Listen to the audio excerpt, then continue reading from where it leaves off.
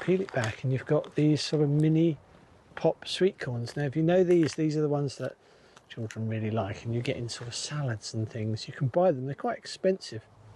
Hey everybody, welcome back. Just in the garden today, we're going to do a bit of harvesting here down in the Polytunnel. We've got some lovely tomatoes and cucumbers and things to harvest down there. I've got a new plant which I want to pot up, and then going to head up to the allotment. Got some harvesting and things of fruit, and up to the church allotment as well to do some stuff there, and some seed sowing. It's really packed today. Anyway, let's have a quick look in the greenhouse. I've got some aubergines and chilies and peppers in there to show you. It's not been a wonderful experience in the greenhouse this year. I don't know what it's all about. I think it might be these trees which just be getting much bigger now, and they're casting too much shade, and we get lots of afternoon sun, but I think it's affecting the plants.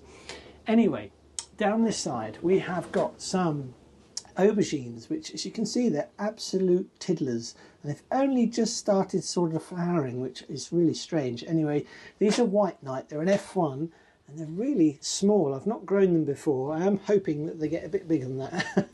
Then we've got some black beauty, which are just beginning to flower, as I say, which is just really strange. I thought we'd have more than that by now. And then here we've got some Listada de Gandia, which are these beautiful coloured aubergines.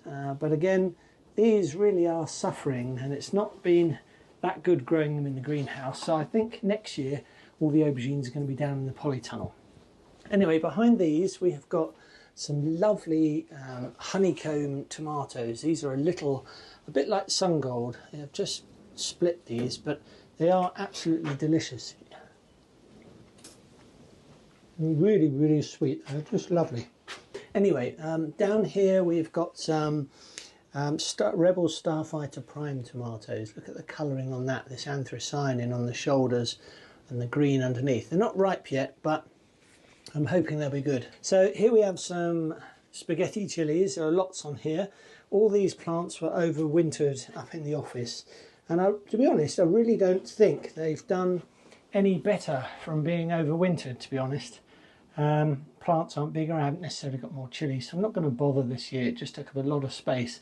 I just wanted to see if they do better, but they didn't. So anyway, we've got spaghetti chilies. We've got some lovely Mad Hatter peppers. Really like these. These are good. And then here we've got some pequeno yellows. I thought we had some reds, but I don't know if they survive. So we've got lots of little pequeno yellows coming. So that is the greenhouse. So let's head on down to the Polytunnel. Yeah, and we're going to do some harvesting, some planting up. So let's look at these. These are some gorgeous tomatoes on these trusses, and some are beginning to ripen at the back there, but these are the ones I wanted to show you because these are ripe and ready to pick. Let's see if we can get a few of these out. These Ozark Sunrise. Right, that just fell off easily. And this one. Beauties. Right, look at these. Aren't they gorgeous? Ozark Sunrise. It's like a cherry pink sort of base. They're slightly soft.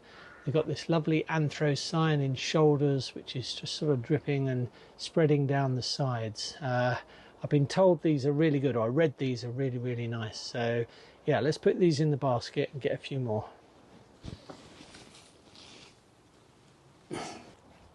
I'm enjoying growing all these heritage tomatoes this year. It's sort of the first time sort of not growing any of the crimson blushes or crimson crushes. I took a gamble and decided just not to grow them and just go 100% for the heritage. So yeah, I think I've got 31 varieties in the Polytunnel this year. Right, yeah, there's another 5. Aren't they lovely? Not quite as ripe, but I'm going to put them indoors and let them ripen up indoors so the rest of the tomatoes on the plant can ripen. Right, let's put these in the basket. Actually, I don't know, you've probably seen this before, but when you're storing tomatoes, it's always best to put them that way down, and that way they don't go bruised and so soft on this end. So whilst they look good that way up, I'm going to put them this way up because it's better for picking and storing. Right, this is the Burt Plus. It's the variety. I'll give it a twist. It should just pop off there. So that's good. Put that in the basket. Right, let's go and get some more of the little honeycomb tomatoes. I'm a great fan of these honeycombs. The sun gold were nice last year, grew those as well, but these were the first little sweet tomatoes I ever grew, and I just like continue growing them. Look at them, they're just little balls of sunshine. Amazing. Right, let's pop them in there. I'm going to take the ones that are going yellow, and I'm just going to put them in the basket, and I think they'll be fine. I was going to say, look at these tomatoes. Look how big these are. These are huge, quite an interesting sort of shape. But apparently they're supposed to be sweetheart cherry, but they don't look like a cherry. They do look like a heart shape though, don't they? Anyway, yeah, these are cherry brandy wine. Grew them last year, and they are very hard usually to get off the truss. See, like this one is proving really difficult. They really hang on tight on there. So I'm going to need to get a penknife, and I'll just have to snip them off. Because yeah, they hang on for absolutely ages. It's kind of interesting. They just do not drop off. And then last year there were so many. I've only grown one plant this year. So many last year that I left them on the vine too long, and some went mouldy and they never dropped off. Right, let's put these in the basket, and then I want to get some of this lovely parsley. Let's just put those in there. Just popped indoors. I picked those other honeycomb from up in the greenhouse, but brought a couple of jugs, one for some dahlias and one for the parsley. I never had any success with parsley before, but this year I've sowed a seed tape along here in sections, and basically just watered it, and they all came up. And I think, what's this one called? This is, yeah, just parsley.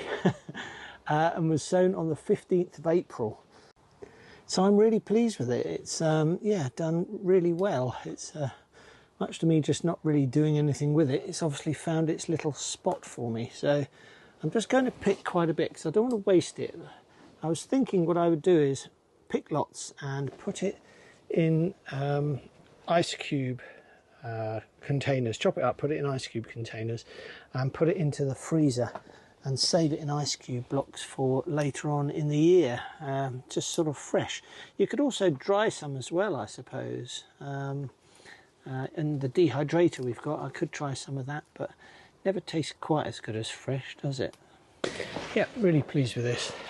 We've got our show coming up this weekend coming, and I'm hoping to enter parsley, and I've never entered it before, so yeah, we'll see how we do, but I'm not quite sure what the criteria is. But anyway, let's put that in the water straight away just to keep it fresh. But yeah, quite pleased with that. Okay, so that's parsley. I've also got some basil here, which is doing rather well. Quite pleased with it this year, though we seem to get a bit of slug attack. So I'm just going to pick some basil as well. The thing with basil, obviously, as you know, don't take just the leaves. You pick the stem just above a leaf node, like this. And then you can, that means that the leaf nodes where you took them out, those leaves will then grow all bushy and make your plant bushier. It's not quite as perfect because of the slugs as I'd like, but anyway, so I think just put that in there. Try not to bruise it because basil leaves bruise really easily. Right, I think we'll go out and everything's done here. We'll go and get some of the dahlia flowers, shall we? I was here this morning actually moving some of these trays which had water in, and underneath I found 3 little toads which are cut to now. I took some pictures and things while I was doing when I found them, but they're hiding in this bed now somewhere, I think. Anyway, I'm going to take some of these dahlias. Best thing with dahlias I find is as soon as you cut them, get them straight into water, and that means the cells at the end of the stem don't dry out and stop water coming up, I believe. That's what I think anyway. And I've got some other lovely ones here. Going to cut them quite long. These are white ones, really beautiful, perfect sort of white. These are called Dahlia My Love. And I'm just going to take these bottom leaves off. I love dahlia. The smell of dahlias when you cut them is extraordinary. Anyway, just check for earwigs and then put them straight into the water. you cut them quite long, it means that the plant will send up new shoots from where you cut it, from the leaf nodes, you know, these bits that are left on the plant, and it means you'll get longer stems, I believe. So right, that's another one. Right, let's have a look around the other side, see what we've got around here. Yeah, there are some little white pom-poms here which are really nice. They're very beautiful sort of white little pom-pom dahlias. Right, that'll do nice in the vase, I think. Some of them have got two stalks where I've previously dead-headed them, but yeah, quite lovely. So these have got in the kitchen table. I should make all the girls and the family happy. Makes me happy too. Right, actually, before we pot those things up, I just wanted to harvest, I don't know if you can see them, these sort of glowing white thick bulbs here. These are basically a Solaris. These are a fennel, they're an F1 fennel, but some of them are beginning to go to seed. Actually, let me just show you. You can see they're just beginning to go to seed. So I'm going to have some of these out now, and hopefully we can have them for tea. I'm just going to slice them off at the base. Just through like that. Not very big. I kind of hoped they were going to be bigger than this, but yeah, we've had a lot of dry weather and now a lot of moisture, and I think they just decided, right, now's the time, and obviously the light's changing and stuff. So yeah, let's collect a few of these and we'll put them in the harvest basket in a minute. That's two. Just sort of slicing them off underneath. Nice one, isn't it? Right, okay, so that's 4 of those. Put them down there. Right. Okay, so these lettuces are Paris Cos White, or Cos Paris White. They were sown on the 12th of June. Not a wonderful germination rate, but I think I've got about 16 or so here. So I'm just going to pot those up, and then I want to pot up this fig tree.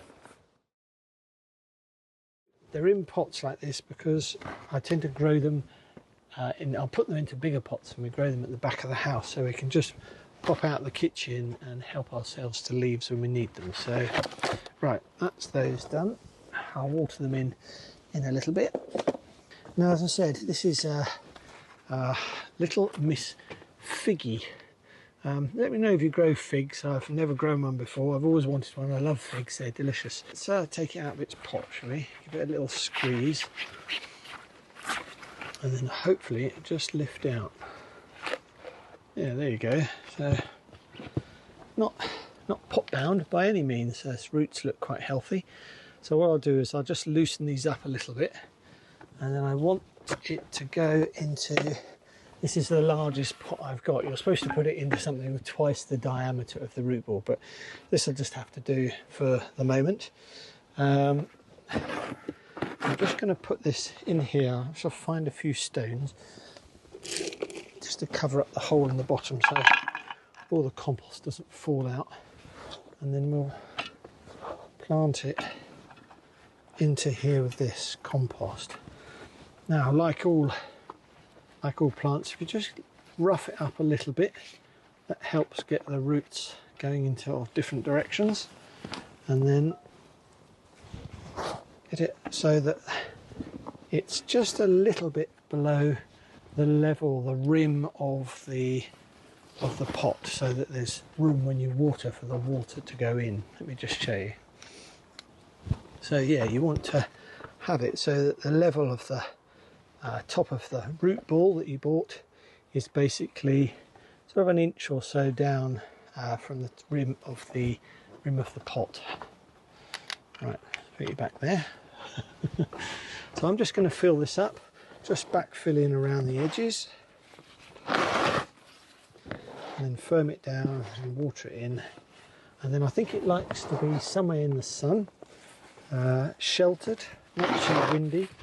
And then in the winter, I believe if you want to get fruit sort of the following year, it's best to take it inside somewhere or cover up the plant. So I shall be putting mine into the Polytunnel over winter, and then hopefully next year, if we're lucky, might get some figs. And I think just pop this down by the Polytunnel, and then we'll go up to the other allotment, or this allotment now, we'll get some blueberries and some red currants. Right, I can just put this over here. Okay, great. I think it gets sort of warmth off the polytunnel then. We get a lot of sun along here, so hopefully it'll like it there. Yeah, so that's what we have today. Some lovely honeycomb tomatoes, some lovely, not Solaris was it, but yeah, bulb fennel. And then we've got this Ozark Sunrise, a silly little melon, which is a sad, and some basil. Oh yeah, parsley and dahlias. So yeah, quite pleased with that lot so far. Okay, let's head up to the allotment. We'll go get some of these blueberries and red currants, and then we'll head up to the church allotment. And you can see me, I'm having to do my sleeves up here because there are lots and lots of wasps around, which is quite annoying, to say the least. Obviously after the blueberries, they must be super ripe. 3 different varieties here. I think Chandler is one of them. I can't remember what the others are at the moment. I'll put it on screen if I can find out. But the thing about blueberries, there are a couple of things you need to remember if you're new to them. They are delicious, by the way. I absolutely love blueberries. But yeah, they need like a slightly acidic soil. And I found that... Oh, there was a wasp on that one, you see. I nearly picked it. And I found that by putting these wood chips down, that really helps sort of with acidifying the soil. These are pine wood chips, and so they sort of have their own sort of acidity to them. So that's one thing. The other thing is to prune them, which is really important. That means they send up new shoots, and that means you get lots of lovely new blueberries on the shoots. Right. You will get sort of a blueberry harvest if you only have one bush, but if you have more than one bush it helps, because for some reason it just helps with the pollination. So yeah, if you're growing blueberries, try and grow more than one. Try and choose like a slightly acidic soil, or make the soil acidic by adding something to it. And yeah, prune them at the right time so they send up new shoots. Oh, I should say one more thing. Make sure you net them, because the birds absolutely love them.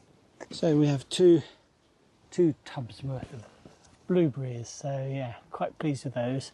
I'm actually weighing all these and all my crops actually, and pricing them up in the record book. And I'm quite amazed by how much some fruit and stuff is. Like some of the currants I'm growing, red currants, these blueberries, blackberries, that sort of tayberries and things which you can't buy in shops. Yeah, they're about £16 a kilo.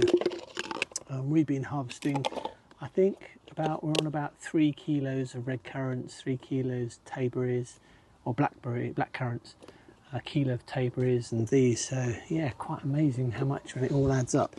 Anyway, so that's just 2 yoghurt tubs of those. Let's go and get some cover these over and go and get some red currants.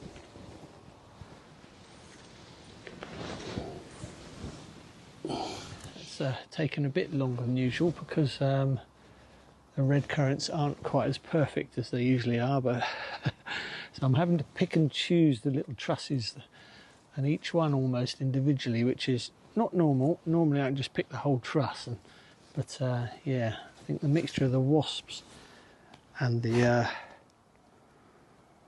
caterpillars basically have made it quite tricky this year. Anyway, there we go. That's what we've got in this little tub.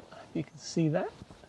It's a sort of yoghurt pot full. So, right, you put the lid on this, and then, where are you? And then we'll head up to the other allotment. I think that's enough for these today. So that's 3 tubs of berries. So, right, I've got all that together. Let's head up to the other allotment. Nightmare, look, plums all on the floor and been eaten. Oh no. Oh, that's a disaster. I had no idea they ripen so quick. Look at this one. This one's actually perfect. I'll show you the good one first. I think this looks like wasps or something. Anyway, they've dropped off. This one's almost hollow. There might be a bit in it, I suppose. But yeah, that one looks delicious. Golly, how exciting. First plum, but I can't believe it. I think there's one more here, which is a green one, which yeah, is not ripe by the feel of it. Anyway, the flowers look amazing. Let's go and have a look at them. Beautiful. Absolutely beautiful. Yeah, love that. Love the flowers. Right, we shall have some of them before we go home. But a couple of runner beans. There are lots of other beans. Actually, let's bring you over and I'll show you. Yeah, lots of other beans down here. These are the, I think they're calypso beans. So I'm just letting these dry, as I said in the previous video, but there's lots on there, aren't there? And lots underneath all these plants. So that should be a good harvest when they're all dry toward the end of the season. But I think I wanted to try the most is this mini pop sweet corn, I should say. I just looked it up, and apparently you're supposed to harvest them as soon as the tassels go like a dark brown, and they should be about 10 centimetres in size. Right, let's see. Yeah. Right, okay. Interesting. Never grown this before. It says harvest it when the tassels go like a dark brown. Well, these are sort of a lovely red at the moment. And then peel it back, and it should be about 10 centimetres long. Let me come around and get a bit closer. I've no idea. I say the actual corn are huge. Oh right, here we go, look. Just peel it back. Put this down here. Peel it back and you've got these sort of mini pop sweet corns. Now if you know these are the ones that children really like, and you get in sort of salads and things. You can buy them, they're quite expensive in the shop, but yeah. Right, shall we try it, see what it's like, see how tasty it is? Mmm. Oh, that's good. Sorry for the munching. Mmm, that sort of sweet, a bit like peas, a bit like corn, mixture of the both flavour. It's really fresh and crunchy. Mmm. Really nice. Mm. Yummy, yummy. They're fantastic. Right, let's get some more. Right, yeah, I think what I'll do is I'll take a few of these, perhaps the ones that are, a few earwigs in that one. Take a few of the ones that are particularly sort of, the tassels are really sort of a lovely red. Look at that colour that catches in the sun. Beautiful, aren't they? So yeah, I'll take a few of these, the ones that are bigger, and then we'll see what these are like when we get home. And then I might let a few of these mature just a little bit more, because it says go brown. And say these are red, so they might be a bit younger and they could potentially get a bit bigger. But how exciting. It's funny, isn't it? Potentially these really tall plants, and they must be 7 foot, I should think now. Yeah, amazing how they produce these little tiny lovely sweet corn. I do like it at this time, evening on the allotment, where you get the evening sun, and I think I'm the only one here at the moment, which is really nice. I do like that. Anyway, let's break off some kale just around the edges. Right, this is Cavolo Nero, as you know, and really looking healthy and lovely. So just a couple more leaves, and that's enough of that. Right, let's put this down here. Put the net back on. First green shaft are a good pea if you want to grow peas. I think some of these are well past it though. I'll bring them over and show you. There's a difference in the pods if you're new to growing peas. You can see these, I don't know if it picks up actually, but these are sort of a dry and wrinkled looking, if you can see that, and these are fresh and green. So you want to pick them when they're like this if you haven't grown peas before. And these are when they're lovely, and these won't be edible really. If you didn't have an F1 variety, you could save these, dry them, and then grow them again next year, use them as seed for next year. Or I don't know what else you could do with an old pea. You could perhaps dry it up or put it in a soup maybe, or grind it up, make some sort of powder or something. Might have to look into that. Anyway, you want them like this. Actually, should we try some? Should we, got a particularly nice little pod here. Just pop this open. And you can just see inside. Aren't they lovely? Yeah, fantastic looking. Hope that focuses. Should we try some? Because I know when you first pick them, they're very sweet when they're like this, but the sugars soon change to starches and so on quite quickly, so they're not going to make it home, are they?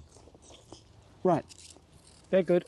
I'll get on with these and then we'll go up and we'll get something else. Ooh. Right, I think that's most of the peas done, so I'm just going to pick some of these French beans. Just going to go through, pick as many of these as I can, and I might have to come back another time and pick the rest of these. I think that's all the French beans picked, more or less. There are some more flowers to come, so I'm hoping that we might get a few more by the end of the season from that lot. And also got a few of these burpees golden beetroot. These are bright yellow inside, like a golden sunshine. They're just amazing. Tastes good too, roasted. So got 3 of those. And we've got all the beans. Oh, and I did find one not everlasting, all year round.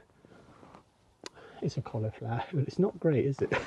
Anyway, that, beans, corn, peas, some runner beans, and this kale, red currants, blueberries, and then the tomatoes, cucumber, and so on and so forth, basil and parsley. It's been a good day. It just goes to show actually what you can grow in quite a, well, I wouldn't say this is a small space, but without too much effort, you get things in the ground, you really can get an awful lot of crops. Anyway, hope you've enjoyed that. I've really enjoyed today. I'll see you in the next video, but until then, bye for now.